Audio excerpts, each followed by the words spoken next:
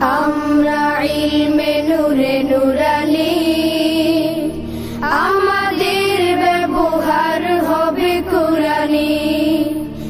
আমরা তলাবা নূরানী, আমাদের ব্যবহার হবে কুরআনী। আমরা তেজগাঁও নূরানী, আমাদের ব্যবহার হবে কুরআনী।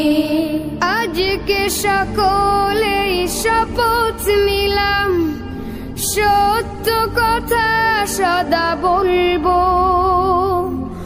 দৃঢ় প্রতিজ্ঞায় কথা দিলাম, সত্যের পথে মোরা চলবো। আজকে সকল